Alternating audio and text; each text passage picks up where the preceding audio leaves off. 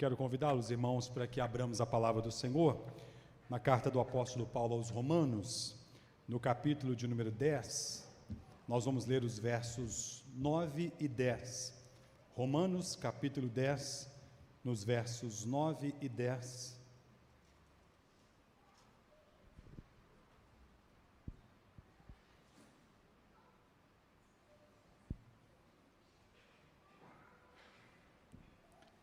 Romanos capítulo 10, nos versos 9 e 10, eu farei a leitura da palavra do Senhor, os irmãos acompanham com atenção. Diz-nos assim: se com a tua boca confessares a Jesus como Senhor, e em teu coração creres que Deus o ressuscitou dentre os mortos, serás salvo, porque com o coração se crê para a justiça, e com a boca se confessa a respeito da salvação. Nesse momento, meus irmãos, nós teremos uma parte muito especial do nosso culto, dando continuidade à grande festa que tivemos na semana passada, quando recebemos 13 novos membros à comunhão de nossa igreja.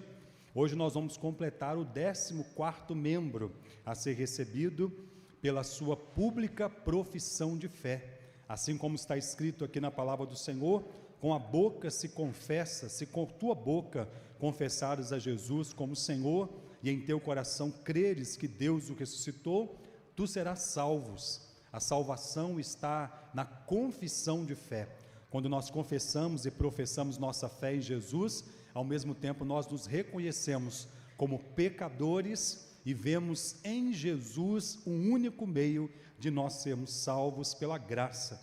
Então o apóstolo Paulo diz assim: porque com o coração se crê para a justiça e com a boca se confessa a respeito da salvação. Somos justificados em Cristo pela sua justiça que é atribuída a nós, e confessamos publicamente a respeito desta salvação que recebemos no Senhor. Então nessa noite, depois de ter sido examinado pelo conselho e aprovado para esse momento, depois de ter passado por nós, conosco, o período de estudo na nossa classe Nova Vida, eu quero convidar aqui à frente o nosso querido irmão Isaac Abner de Oliveira Damas, que virá fazer a sua pública profissão de fé. Você pode aplaudir o nome do Senhor? Aleluia! Glória a Deus. Fica, Isaac.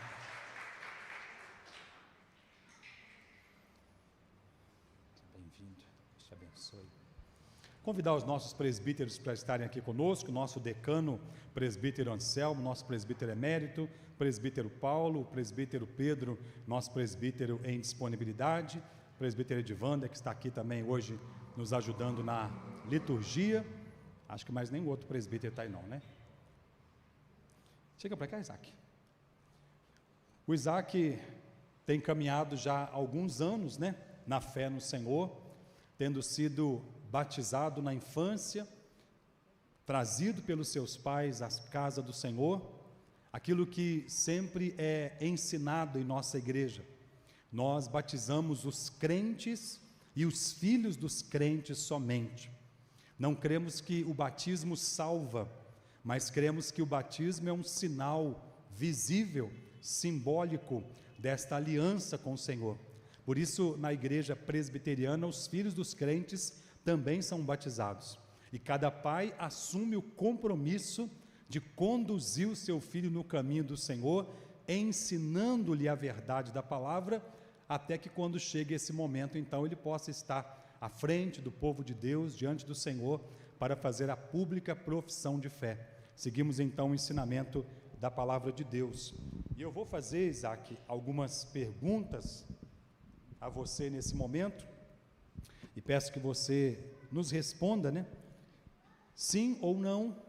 São perguntas que nos direcionam em relação à fé que você agora professa no Senhor e testemunhada também pela igreja do Senhor. Então faremos algumas perguntas e em seguida estaremos adorando e bendizendo o Senhor por esse momento tão maravilhoso, quando mais um jovem vem diante da igreja para professar a sua fé no Senhor.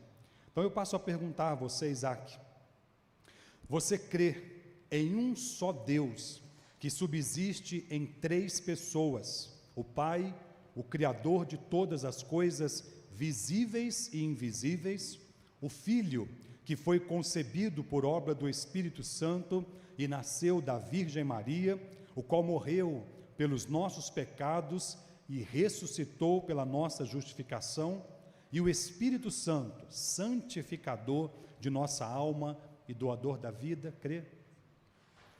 Você confessa que as Escrituras Sagradas, o Antigo e o Novo Testamento, são a palavra de Deus, a única regra de fé e prática dada por Ele à sua igreja, e que são falsas e perigosas todas as doutrinas e cerimônias contrárias a esta palavra e todos os usos e costumes acrescentados à simples lei do Evangelho do Senhor Jesus Cristo? Confessa? Você confessa que foi concebido em pecado, que por natureza é incapaz de cumprir perfeitamente a lei de Deus, e inclinado antes a fazer o que essa lei condena, tendo pecado muitas vezes por pensamentos, palavras e obras? Você confessa firmemente que o sangue de Cristo nos purifica de todo o pecado e que não há outro meio de alcançar o perdão e o poder santificador senão a graça do nosso Senhor Jesus Cristo e a obra do Espírito Santo, que a Jesus é dado todo o poder? Sim. Você sinceramente se arrepende do mal que tem feito diante de Deus e está resolvido a fazer o uso diligente de todos os meios de graça por Ele ordenado para o bem do seu povo e a seguir os preceitos da sua lei, deixando de fazer o que lhes é proibido em sua palavra e fazendo a sua vontade com o auxílio de sua graça? Sim. E eu agora quero perguntar também à igreja, e convido os irmãos a se colocarem em pé, participando conosco também desse momento. Vocês, irmãos, como Igreja do Senhor, corpo de Cristo, no bairro Nacional, Igreja Presbiteriana, se comprometem também a receber este amado irmão e a fazer tudo para que ele se sinta acolhido, ajudado e a envidar todos os esforços para que ele continue crescendo na graça e no conhecimento do Senhor Jesus? Sim? E é uma última pergunta a você, Isaac. Você se submete, como membro desta igreja, às autoridades nela instituídas, enquanto estas estiverem submetidas à autoridade última das Sagradas Escrituras? Sim? Dito isso, meus irmãos, temos a certeza de que Isaac, mais uma vez, para o louvor da glória do Senhor, dá um passo na sua fé e na sua caminhada, e hoje há uma grande festa no céu e uma grande celebração na presença do nosso Deus. Nós vamos orar, agradecer o Senhor. Então, certificamos que a Igreja Presbiteriana do Nacional certifica que Isaac Abner de Oliveira Damas, nascido no dia 17/5, é membro professo desta igreja, onde foi recebido no dia 24/8 por profissão de fé. Assina esse certificado o presidente do conselho e o vice-presidente. Seja bem-vindo, Isaac. Vamos orar? Estenda suas mãos para cá, vamos agradecer pela vida do Isaac.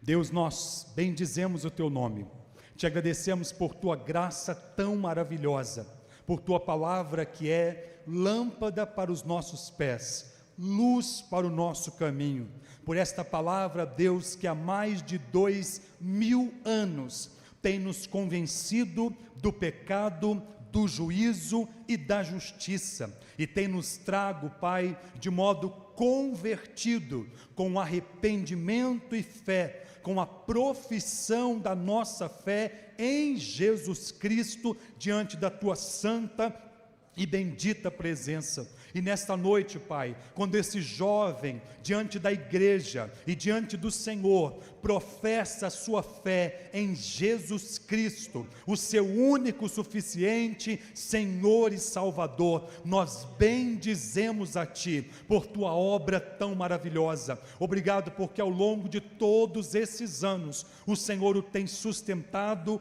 guardado e abençoado, e rogamos a Ti, Pai, que doravante o Senhor continue com a Tua mão de graça, de sustentação, de amparo, guardando Isaac na Tua presença, livrando e guardando de todo mal, e que ele continue vivendo para a Tua glória, até que Cristo venha, caminhando perseverantemente na fé, para que possa experimentar qual seja a boa, perfeita e agradável vontade de Deus. Oramos, Pai, pelo Isaac e por todo o Teu povo, no nome de Jesus Cristo. Amém e amém.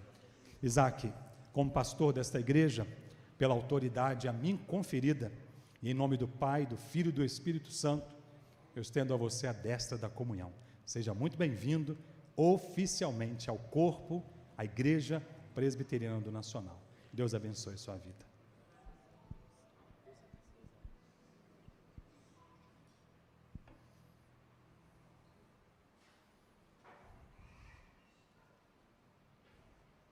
Glória a Deus. Pode sentar. Os irmãos podem sentar-se. Ao final, não esqueça de dar um aperto de mão aí, bem apertado no Isaac, e falar com a Rose para segurar o sorriso de canto a canto, as lágrimas de canto, e continuar servindo o Senhor com alegria, porque Deus é bom. Amém, meus irmãos? Vamos dar continuidade então ao culto. Nesse momento nós vamos ouvir aquilo que Deus reservou para falar ao nosso coração, e eu quero convidar você a abrir comigo a sua Bíblia, na primeira carta do apóstolo João, no capítulo de número 3, meus irmãos. Nós vamos ler inicialmente apenas o verso de número 10, depois eu vou pedir você que mantenha a sua Bíblia aberta, porque nós vamos voltar em alguns outros textos desse capítulo.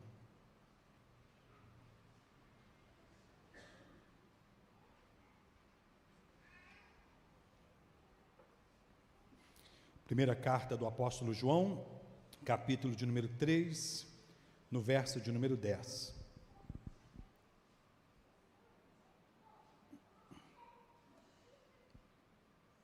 Amém? Eu farei a leitura, os irmãos acompanham com atenção. Diz assim a palavra do Senhor: nisto são manifestos os filhos de Deus e os filhos do diabo. Todo aquele que não pratica a justiça não procede de Deus, nem aquele que não ama o seu irmão. Vamos ler juntos, irmãos, essa palavra? Nisto são manifestos os filhos de Deus e os filhos do diabo. Todo aquele que não pratica a justiça não procede de Deus, nem aquele que não ama a seu irmão. Oremos mais uma vez. Senhor, a Tua palavra foi lida, e nós, o Teu povo, estamos aqui prontos e dispostos para Te ouvir. Por isso pedimos, fale ao nosso coração, edifique a nossa vida e fortaleça-nos para o louvor da Tua glória, e em nome de Jesus. Amém. Nós vamos olhar, meus irmãos, para esse texto, não somente para esse texto, mas para alguns outros versículos desse parágrafo, para trazermos esta reflexão: justiça e amor, a identidade dos filhos de Deus. Temos uma identidade, meus irmãos, temos algo que nos identifica. Todo filho identifica-se com seu pai. Às vezes é comum ouvirmos as pessoas dizerem: é o xerox do pai, é a cara do pai, é a cara da mãe, parece demais com o pai, parece demais com a mãe. Tem algumas mães que ficam até um pouco bravas, né?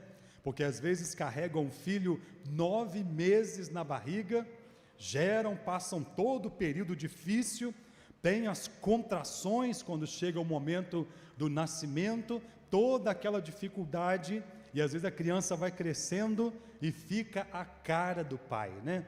E todo mundo, mas a cara do pai parece nada com a mãe. Algumas mães ficam até um pouco bravas, né? Mas carreguei, gerei esse tempo todo e é a cara do pai. A minha filha Rafaela, fazer o quê, né? Dizem, é a cara do pai. Está ali a Paula, uma do lado da outra, dá para perceber bastante contraste. Mas lá em casa é tranquilo também, a Paula não ficou triste, porque se a Dani estivesse do outro lado ali, seria a cara da mãe, né? Filhos carregam a identidade dos pais. Mas aqui também, no mundo espiritual, meus irmãos, é preciso que esta identidade seja percebida em nós. E o apóstolo João vai trabalhar essa questão da identidade com esta expressão aqui do versículo 10. Nisto são manifestos os filhos de Deus e os filhos do diabo. O que identifica, o que torna manifestos os filhos de Deus e os filhos do diabo. E ele diz então que todo aquele que não pratica a justiça não procede de Deus, portanto, não é filho de Deus. Diz também que aquele que não ama o seu irmão também não procede de Deus, por isso não tem a identidade de Deus. Por isso olharemos então para estas duas expressões aqui, justiça e amor, como identidade dos filhos de Deus. Aqui nesta carta, meus irmãos, nós podemos perceber em toda ela, é uma carta que o apóstolo João trabalha os contrastes, trabalha aquilo que nós podemos dizer que são coisas paradoxais, isto é, coisas que de certa forma excluem umas às outras, que estão em lados opostos umas das outras. Ele trabalha aqui o conceito de santidade e pecado, por exemplo, de luz e trevas, verdade e mentira. E aqui ele vai trabalhar nesse ponto que nós vamos olhar, também esse contraste entre os filhos de Deus e os filhos do diabo. O que identifica um homem de Deus, uma mulher de Deus, e aquilo que identifica uma pessoa que está ligada não a Deus, mas aquilo que ele vai dizer aqui ao diabo. Essa carta é escrita, nós já falamos, com o objetivo de fortalecer os irmãos na fé. E nós temos aqui algumas questões que são colocadas em prova, como identidade cristã, como provas da verdadeira vida cristã. Pelo menos 3 provas a carta trabalha aqui no seu modo geral, né? A prova teológica, que é a fé em Jesus Cristo, o reconhecimento de Jesus Cristo como aquele que veio em carne, como aquele que pagou o preço pelos nossos pecados, como aquele que morreu, que ressuscitou ao 3º dia, que subiu aos céus, que assentou-se à direita de Deus Pai Todo-Poderoso e prometeu que vai voltar. No capítulo 4, ele diz que todo aquele que não reconhece que Jesus veio em carne, este não é de Deus. Ele trabalha então essa prova teológica aqui da verdadeira vida cristã, ou dos crentes verdadeiramente que estão em Cristo. Mas ele trabalha não somente essa prova teológica, já falamos também sobre a prova moral. E isso ele traz sob a perspectiva da santidade, de uma vida condizente com a vida de um homem e uma mulher de Deus. É aqui no capítulo 3 que ele diz que aquele que é nascido de Deus não vive na prática do pecado, porque ele já passou da morte para a vida. O que está nele é a divina semente, nasceu de novo em Cristo Jesus. Então isso nós vamos percebendo aqui nesta carta como sendo uma prova moral, né? Existe uma ética que direciona a nossa vida, e esta ética são os preceitos estabelecidos pela palavra de Deus, a lei do Senhor, como nossa única regra de fé e prática. E existe uma conduta moral diante dessa lei, que caracteriza, que identifica o povo de Deus. Então, o homem, a mulher, o cristão que verdadeiramente é nascido de Deus, não vive na prática do pecado. Mas nessa carta também existe uma prova social, que diz respeito ao relacionamento uns com os outros. Essa também é identificada como a grande carta do amor. Aqui é o amor por Deus e o amor pelo próximo. Ele chega a dizer que é impossível dizer que amamos a Deus a quem nós não vemos, se nós não amarmos o nosso próximo a quem nós vemos. Existe aqui de novo a ideia da incoerência ou do contraste, que nós chamamos de um contraste paradoxal. É impossível dizer que amamos a Deus se não amarmos os nossos irmãos. E ele vai trabalhar essa perspectiva aqui de uma maneira muito bela, muito profunda. O grande objetivo dessa carta, meus irmãos, além de trazer essas 3 provas, é mostrar para os irmãos, ou trazer à luz para que os irmãos não fossem ou não continuassem sendo enganados. No capítulo 2, ele diz que alguns estavam tentando enganar os irmãos, e essa tentativa de engano aqui aos irmãos era aquele ensino que começou a vir na contramão da verdade das Sagradas Escrituras.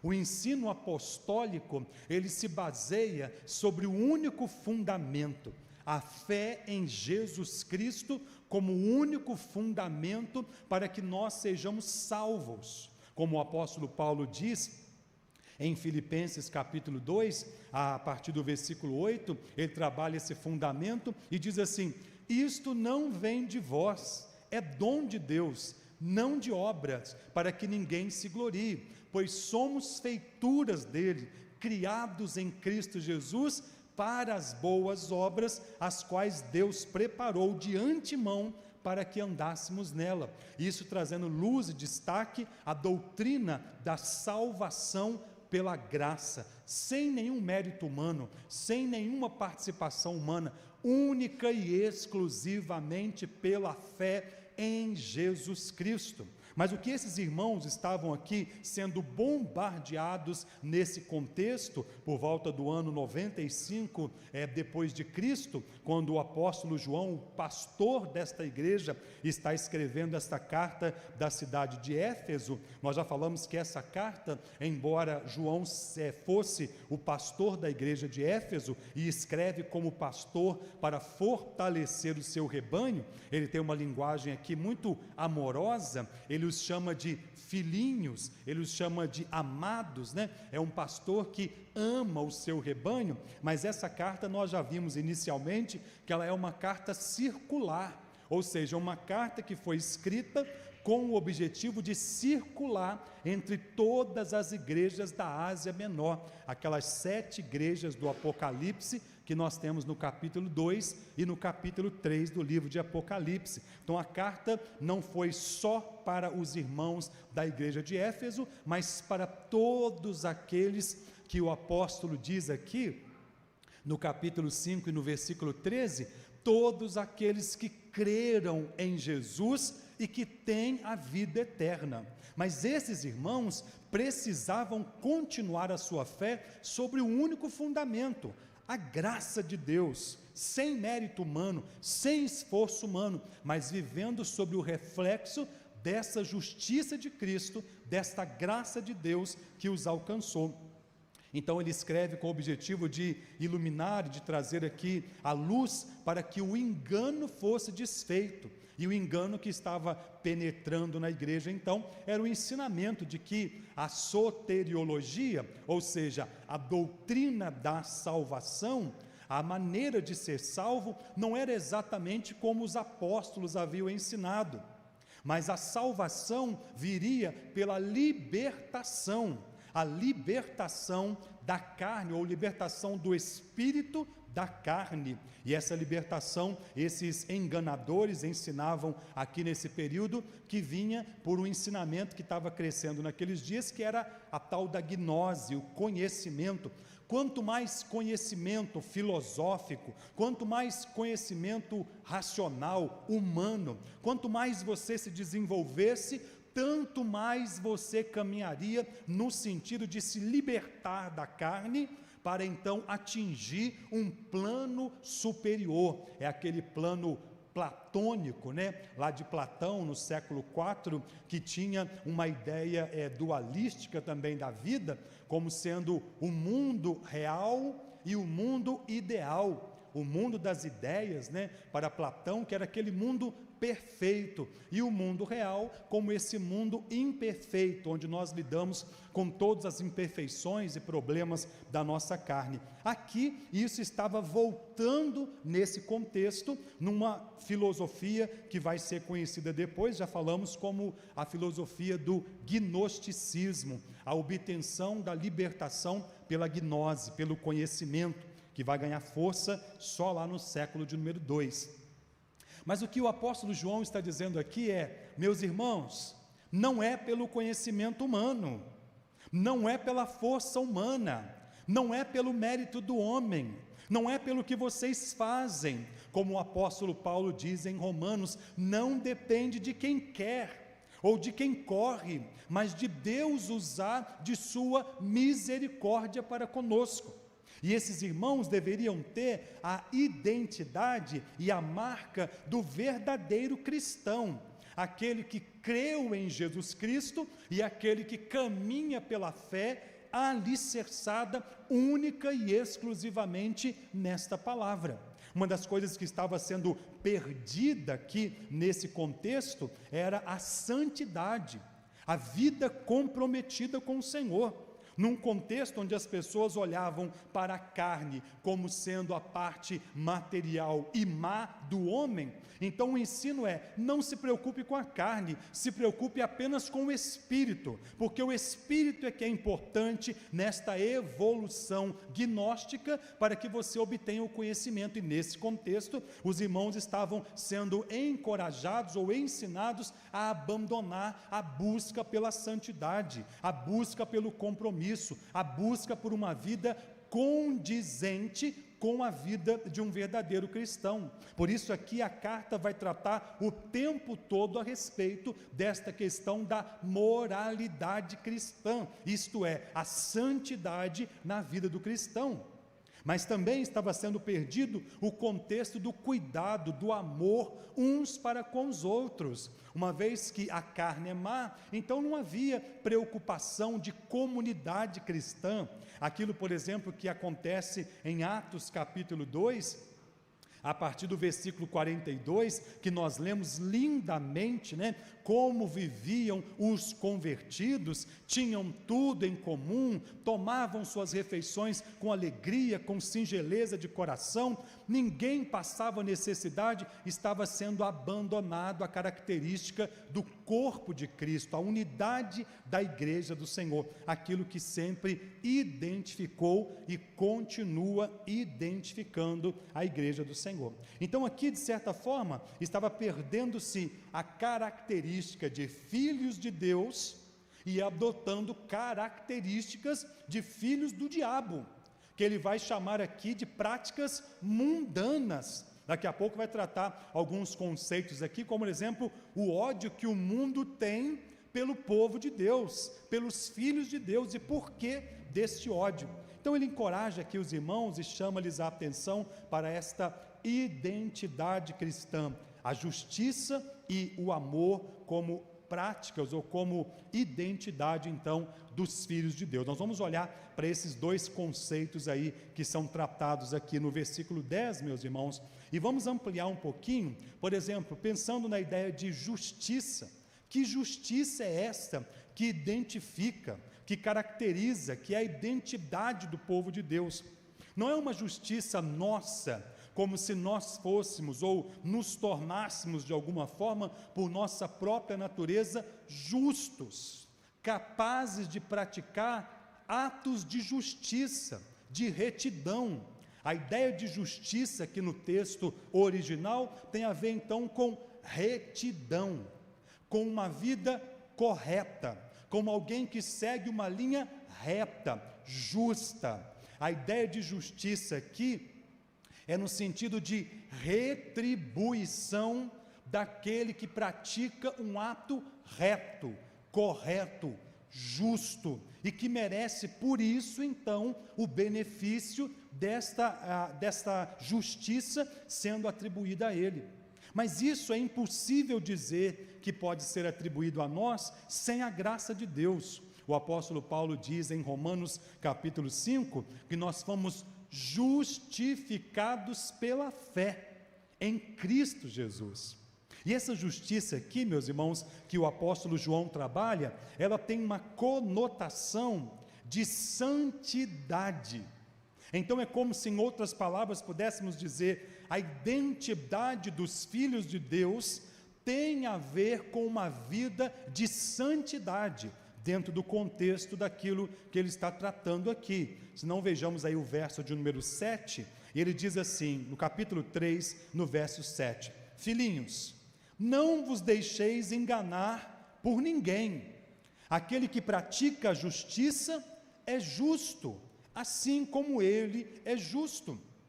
Aquele que pratica o pecado procede do diabo, porque o diabo vive pecando desde o princípio. Por isso se manifestou o Filho de Deus, para destruir as obras do diabo.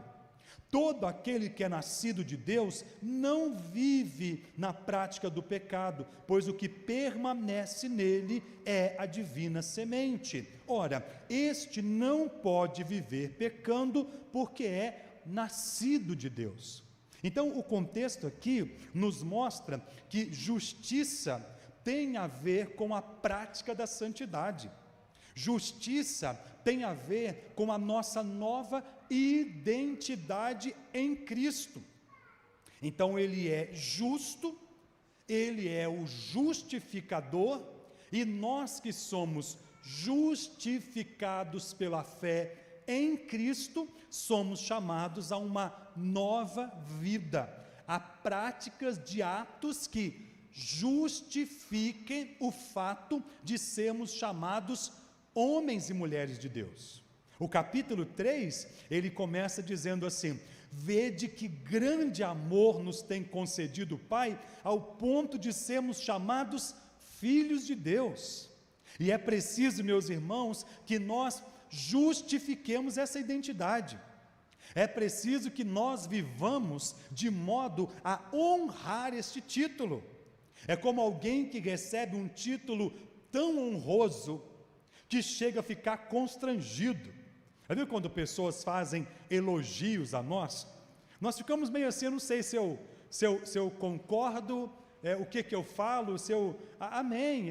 Tem hora que a gente fica assim meio, né, o pessoal às vezes vem comentar certas coisas, eu fico, amém. Às vezes você fica assim, se concordar, pode parecer que você se acha. Se você não concordar, pode parecer que você está desmerecendo aquele elogio que a pessoa está fazendo. Então você fica meio vendido, meio no meio da rua, né? Assim, amém, amém, amém. Então nós ficamos assim, meio sem jeitos. Agora você imagina, meus irmãos, o ponto de sermos chamados filhos de Deus. Existe honra maior do que esta? Existe honraria maior do que sermos identificados como povo de Deus, como homens e mulheres de Deus? Na mesma medida e na mesma proporção que isto é uma honra para nós, também constitui-se uma grande responsabilidade para nós.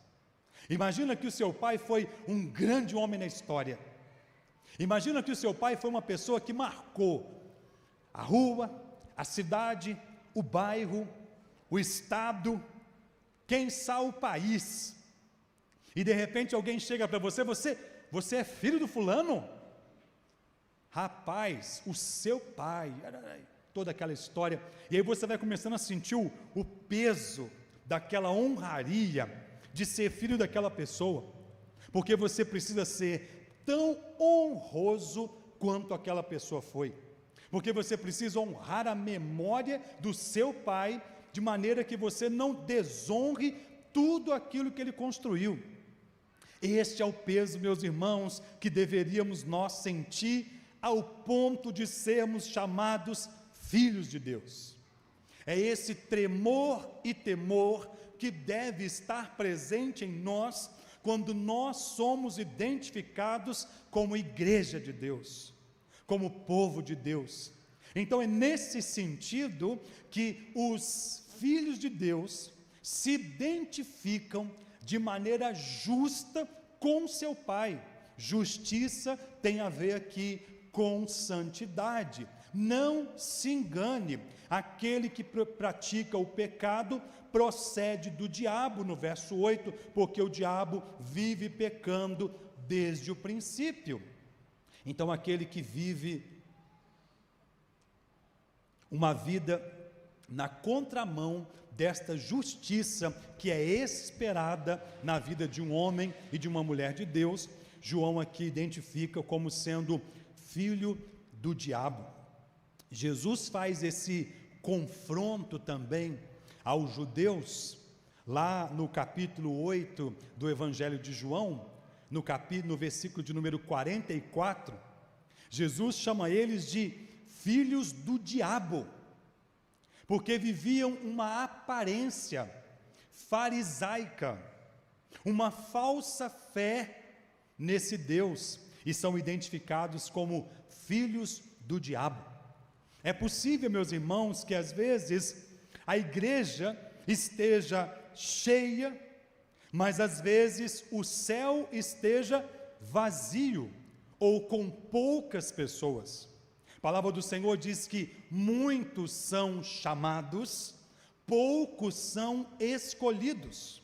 Não é pelo simples fato de sermos membros de uma igreja, não é pelo simples fato de carregarmos a nossa Bíblia, não é pelo simples fato de estarmos aqui domingo após domingo, que podemos ter garantida a nós esta certeza que de fato somos filhos de Deus.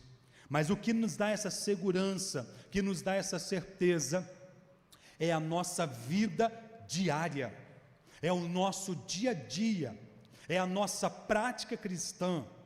Isso não significa, meus irmãos, que ao nos convertermos, nós vamos nos tornar as pessoas mais perfeitas do mundo, infalíveis, impecáveis, que nunca mais vamos errar. Não, não é disso que as Escrituras tratam, porque senão o apóstolo Paulo não teria dito: aquele que começou boa obra em vós é fiel para completá-la até o dia de Cristo Jesus.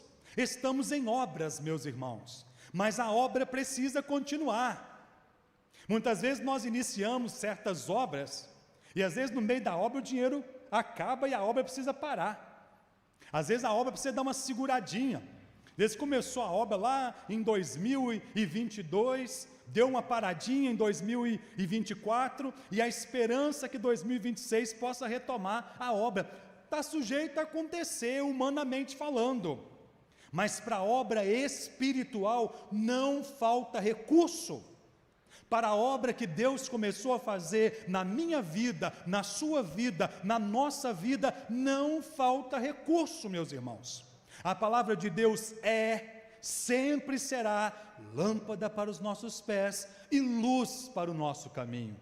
A palavra de Deus sempre será aquela que nos guiará ao centro da vontade de Deus. Se quiserdes e me ouvirdes, comereis o melhor desta terra. Então nós seguimos nesse propósito com o Senhor. Então aquele que pratica o pecado procede do diabo, porque o diabo vive pecando desde o início. Mas aqui, o finalzinho do versículo 8, traz para nós, meus irmãos, uma palavra de segurança, de esperança. Quando João diz assim: para isto se manifestou o Filho de Deus, para destruir as obras do diabo. Nós não somos escravos do pecado, nós não estamos sobre a dominação do pecado. Nós que recebemos a divina semente do Evangelho, nós que nos tornamos novas criaturas. E é isso que ele vai tratar aqui no verso 9, quando diz assim: todo aquele que é nascido de Deus não vive na prática do pecado, pois o que permanece nele é a divina semente. Ora, este não pode viver pecando, porque é nascido de Deus. Para aqueles que são nascidos de Deus, meus irmãos, o pecado não é só um acidente, o pecado é uma impossibilidade. É possível que aconteça, mas não é algo corriqueiro do nosso dia a dia, da nossa prática cotidiana, normal, da nossa vivência. O que é normal para o Filho de Deus, o que é normal para um homem e uma mulher de Deus, o que é normal para nós que somos nascidos de Deus, é vivermos em conformidade com a palavra do nosso Pai, vivermos de acordo com a palavra e a orientação das Sagradas Escrituras. Quando nós saímos fora disso, nós erramos o caminho, desviamos do alvo. Por isso, o pecado, o apóstolo João trata aqui também, nesse capítulo 3, que o pecado é a transgressão da lei, é o desviar-se do caminho. Mas toda ovelha que por uma circunstância desvia-se do caminho, a palavra de Deus, a voz do Evangelho, continua sendo essa chamada graciosa: vinde a mim todos vós que estáis cansados e sobrecarregados, e eu vos aliviarei. Aprendei de mim, porque sou manso e humilde de coração. Tomai sobre vós o meu jugo e o meu fardo, porque o meu jugo é suave e o meu fardo é leve. Todos os dias somos chamados, irmãos, à centralidade da palavra de Deus. Temos o recurso da voz do Evangelho.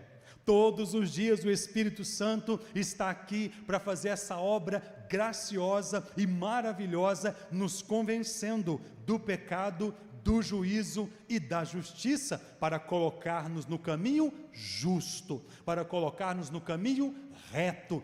Todo aquele que anda nesta justiça é nascido de Deus, tem a identidade cristã. Não somos justos por uma natureza inata, isto é, da nossa própria natureza.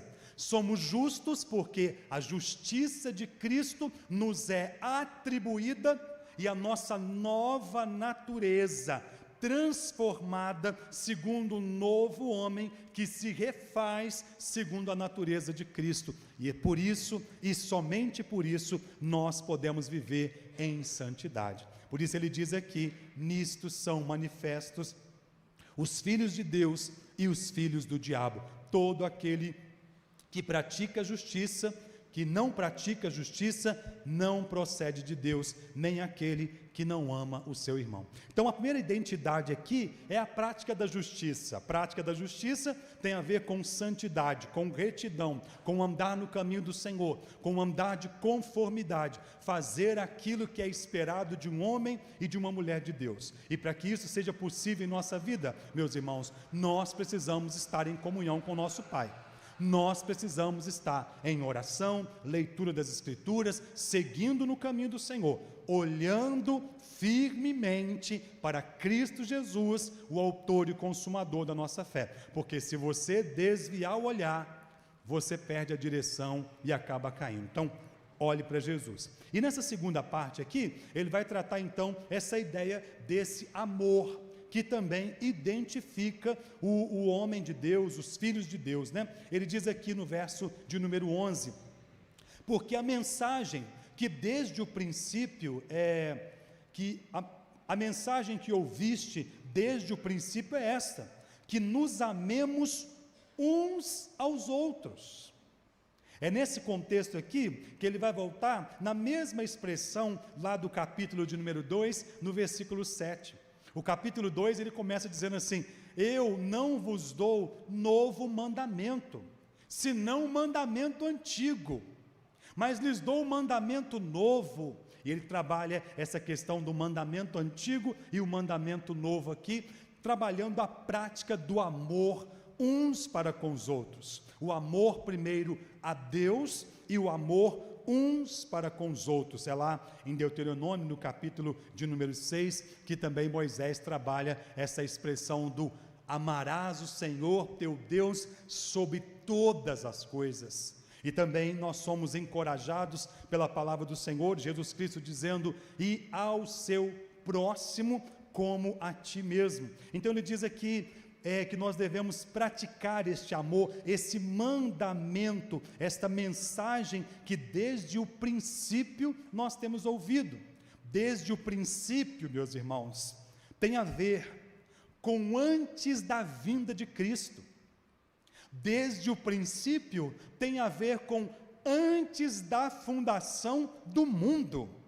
Desde o princípio tem a ver com Gênesis capítulo 1. Deus nos amou e Deus criou todas as coisas. O pecado entrou na vida da raça humana e Deus, por amor e por misericórdia, providenciou o Redentor, providenciou o amor.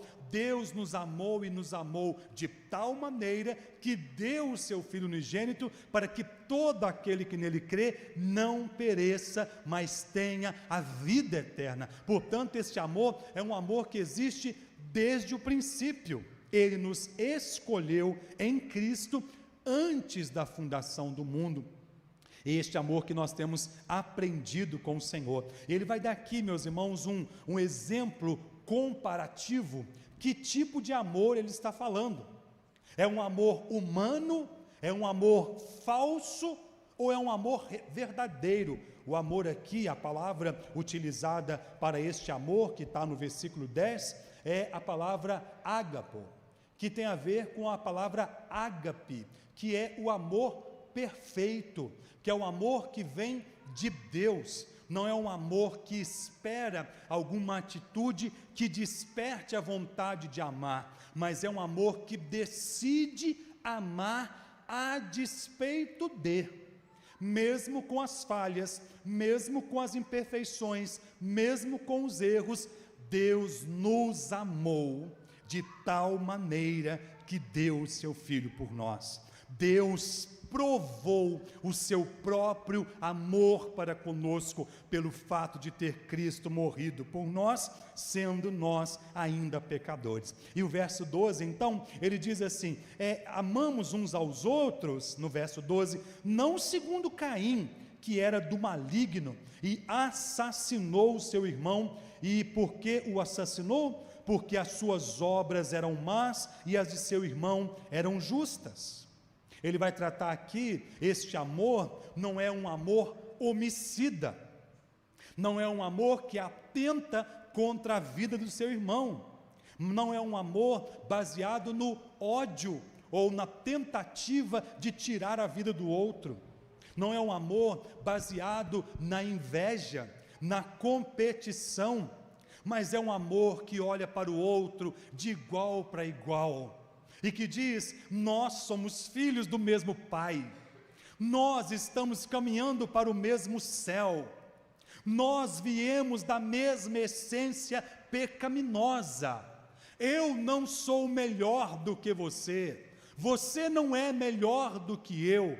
Nós precisamos desesperadamente da graça do Senhor. Então juntos nós vamos caminhar no sentido de um fortalecer o outro, um ajudar o outro, um suportar o outro. Mas o amor aqui que ele diz que não devemos amar segundo Caim, que cometeu esse homicídio porque ele procedia do maligno e assassinou o seu irmão. Por que assassinou o seu irmão? Porque as suas obras eram más e as do seu irmão eram boas. Quando os dois se apresentam para adorar a Deus, oferecendo ali em Gênesis, no capítulo 4, a gente vê essa narrativa, quando eles vão oferecer um sacrifício, trazem uma oferta ao Senhor. Então Caim vai oferecer algo que não é aceito por Deus, ao passo que Abel prepara o melhor para Deus. O texto diz que Deus se agradou da oferta de Caim, de Abel, ao passo que a da de Caim não. E lá no capítulo 4, o Senhor fala com Caim assim: por que descai o seu semblante? Por que você está assim? Se procederes bem, não é certo que serás aceito. Todavia, o seu desejo jaz contra ti, o pecado jaz contra ti, e a ti cumpre dominá-lo. Mas ele se entregou à maldade, à perversidade e atentou contra a vida do seu irmão. Não é esse tipo de amor que Jesus está dizendo aqui, ou nos ensinando na sua palavra. O verso 13 também ele diz que este amor aqui não é um amor no sentido que o mundo olha e tem ódio pelo povo de Deus. E olha como que ele diz aqui no verso 13: irmãos, não vos maravilheis que o mundo vos odeia. Nós sabemos que já passamos da morte para a vida, porque amamos os irmãos. Aquele que não ama permanece na morte. O que nos faz, meus irmãos, ser identificados como alguém que de fato passou da morte, e essa morte aqui, meus irmãos, é a morte espiritual. Nós estávamos mortos nos nossos delitos e pecados, e Ele nos deu vida juntamente com Cristo. Quando nós manifestamos o amor uns para com os outros, nós damos mostras desta identidade de filhos de Deus, identidade de homens e mulheres de Deus. Somos odiados pelo mundo. Ele diz aqui: não fique maravilhado que o mundo te odeia, porque odeia o nosso Deus. Porque todo aquele que pratica a verdade, porque todo aquele que busca viver de acordo com os padrões da palavra de Deus, porque todo aquele que busca negar a si mesmo e fazer a coisa de maneira correta, incomoda. E o povo do Senhor incomoda, porque a despeito de toda a perseguição, de toda a luta, de todas as batalhas que nós enfrentamos, de todas as dificuldades pelas quais nós passamos, até mesmo das decepções que nós sofremos nessa vida, nós caminhamos perseverantemente na fé, olhando para Jesus, não desistimos, não abrimos mão da nossa esperança, não estamos dependentes de circunstâncias boas ou ruins para caminharmos com Deus. Dependemos única e exclusivamente de Cristo Jesus, o autor e consumador da nossa fé. E muitas vezes isso não é compreendido, e às vezes é motivo até de raiva. Ele diz assim: não se maravilhe disso. Nós sabemos que já passamos da morte para a vida, porque amamos os irmãos. Aquele que não ama permanece na morte. Todo aquele que odeia o seu irmão é assassino. Ora, vós sabeis que todo assassino não tem a vida eterna permanente em si. E que assassinato é esse aqui, meus irmãos? Não precisamos necessariamente fazer como Caim, que chegou às vias de fato e tirou a vida do seu irmão. Mas muitas vezes, quando desejamos algo ruim no nosso coração, muitas vezes, como somos tomados às vezes de mágoas, de ressentimento, de falta de perdão, de indiferença, que ele vai trabalhar aqui na sequência. Às vezes vemos um irmão numa situação e somos indiferentes. Tudo isso tem a ver com algo que vai na contramão do amor que é esperado estar no coração de homens e mulheres de Deus. Não somos perfeitos, meus irmãos. Estamos a caminho desta perfeição. E nesta vida em comunidade aqui, na família da fé, nós vamos ter alegrias e tristezas, decepções. Vai ter momento que alguém vai te decepcionar, vai ter momento que alguém vai fazer algo que vai te surpreender de maneira positiva, mas faz parte da vida cristã. Ele diz aqui então que aquela pessoa que não ama, não nasceu de novo, e aquela pessoa que tem ódio no coração, tem aqui uma ligação que vai na contramão, é assassino. Ele diz assim: vós sabeis que todo assassino não tem vida eterna em si. E ele vai agora dar uma prova do que significa o que ele está dizendo, e diz assim no verso 16: nisto conheceis o amor, que Cristo deu a sua própria vida por nós, e devemos dar a nossa vida pelos irmãos. Como é que este amor precisa ser conhecido, meus irmãos? Aqui tem um comparativo, contrastante. O contraste aqui é entre o suposto amor de Caim e o real amor de Jesus. O aparente e falso amor de Caim, que o levou às vias de fato e a atentar contra a vida do seu irmão, e o abnegado e altruísta amor de Jesus, que o levou a dar a sua própria vida por aqueles que ele amou e amou até o fim. Qual é o exemplo de amor que nós vamos seguir? O exemplo humano, que muitas vezes tem ódio, tem mágoa, tem ressentimento, tem o bateu, levou, tem o não gostei, vai pagar na mesma medida, na mesma moeda. Ou nós vamos seguir o exemplo de amor de Cristo, que naquela cruz, ao olhar para aquelas multidões, ou para aquela multidão que gritava, crucifica Jesus, ele diz, Pai, perdoa-lhes, porque eles não sabem o que fazem. É um amor perdoador, é um amor misericordioso, é um amor disposto a caminhar mais uma milha. Nisto conhecemos o verdadeiro amor.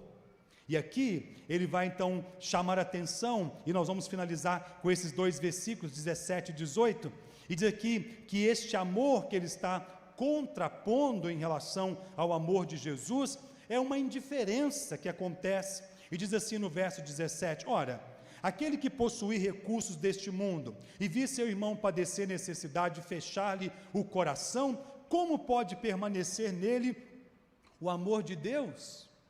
Filhinhos, não amemos de palavra, nem de língua, mas de fato e de verdade.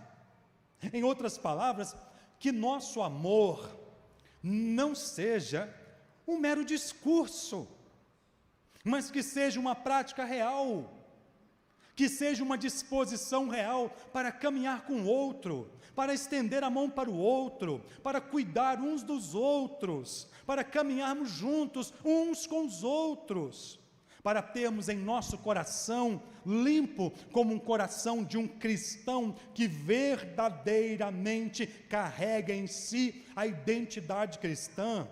Não há espaço para mágoa, não há espaço para ressentimento, não há espaço para falta de perdão, não há barreiras entre nós. Há, portanto, algo que nos une, comum a todos nós. Somos homens e mulheres de Deus, cremos no mesmo Cristo, estamos caminhando para o mesmo céu, passaremos a eternidade no mesmo lugar, e até que Cristo venha, é preciso que vivamos em amor uns para com os outros, meus irmãos.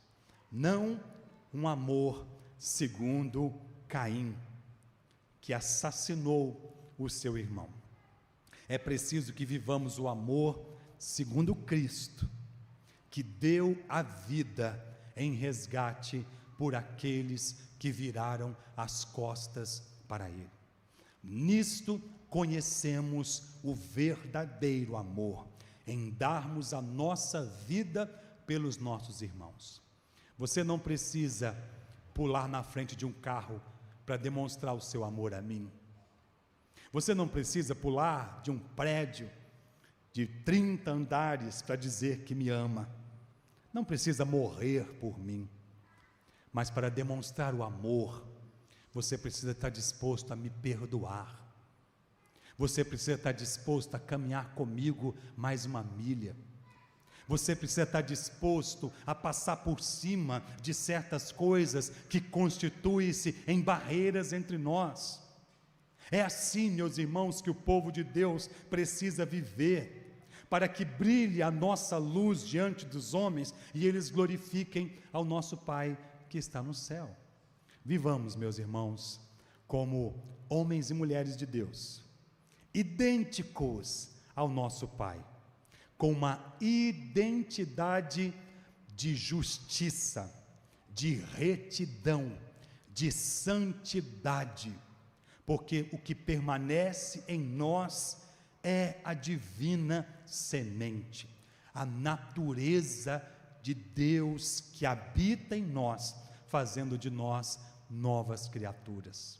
Amemos uns aos outros, meus irmãos, não segundo Caim, que foi homicida, mas segundo Cristo, que se sacrificou por amor a mim e a você. Que seja demonstrado na prática o nosso verdadeiro amor, que estejamos dispostos a dar a nossa vida. Dar a vida, meus irmãos, tem a ver com o que Jesus disse: se alguém quer vir após mim, negue-se a si mesmo.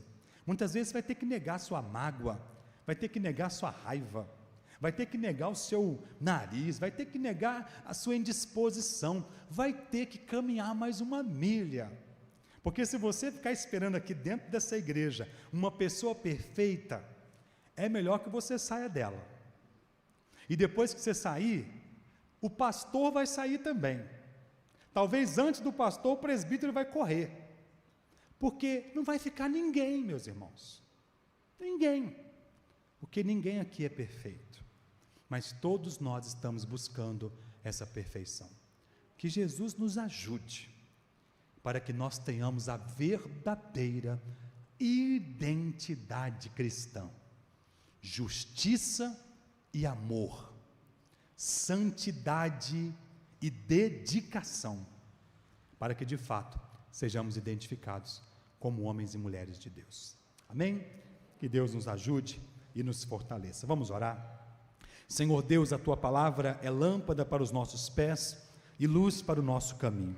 Por isso pedimos, ajuda-nos para que possamos viver de acordo com essa palavra, que carreguemos de fato e de verdade a identidade cristã, que sejamos conhecidos como homens e mulheres justos, santos, retos, vivendo para a Tua glória, esforçando a cada dia para fazer o que é correto diante do Senhor.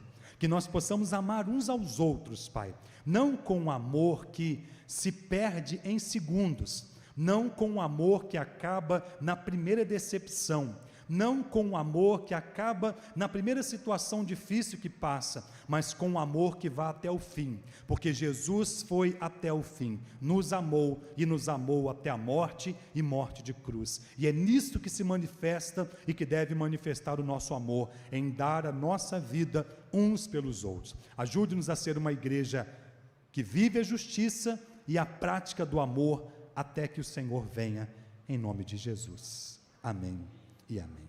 Graças a Deus. Amém, meus irmãos.